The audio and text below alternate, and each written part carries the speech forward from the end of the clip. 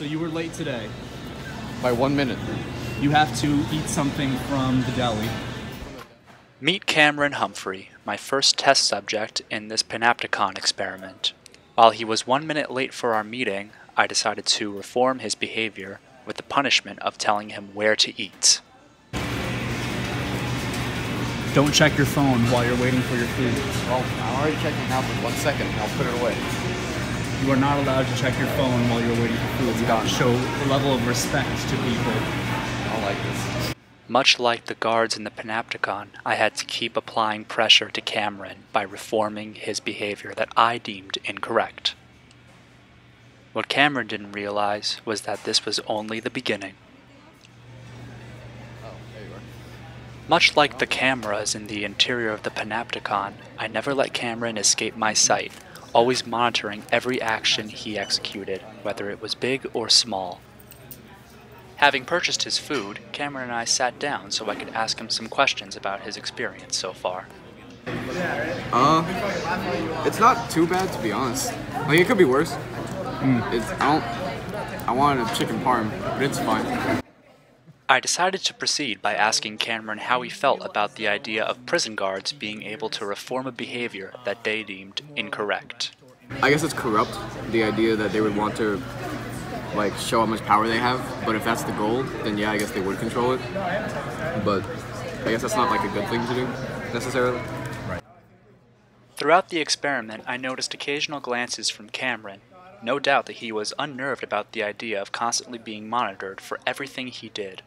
Minimal action was being executed by Cameron, so I decided to begin nitpicking minor things he did that society may deem as incorrect or improper. Hey, I think that you should keep your elbows off the table That's really hard. to perform proper etiquette. It's the way that society would want you to behave. Concerned about what would happen if he disobeyed, Cameron asks what his punishment would be. I quickly think of one on the spot. Please remove your elbows off of the table.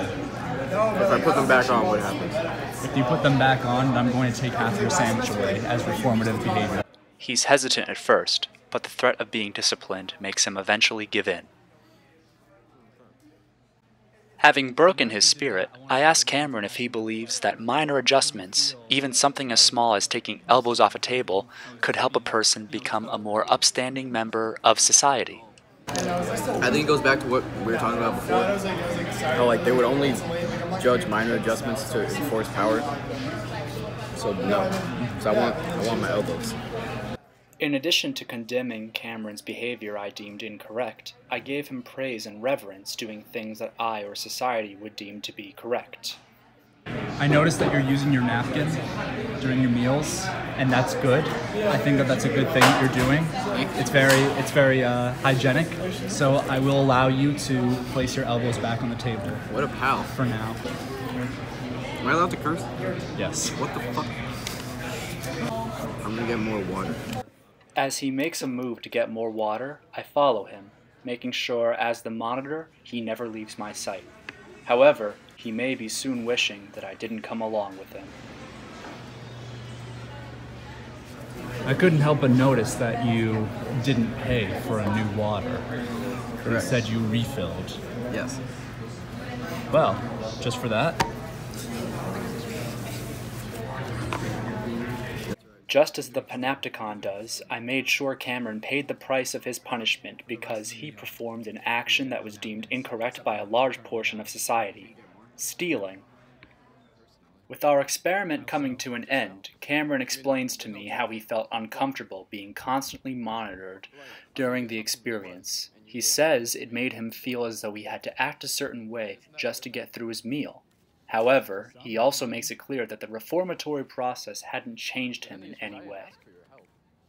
Like, I went into the hub with every expectation of eating my meal and then my banana or whatever fruit I got. And that didn't happen how I planned it to.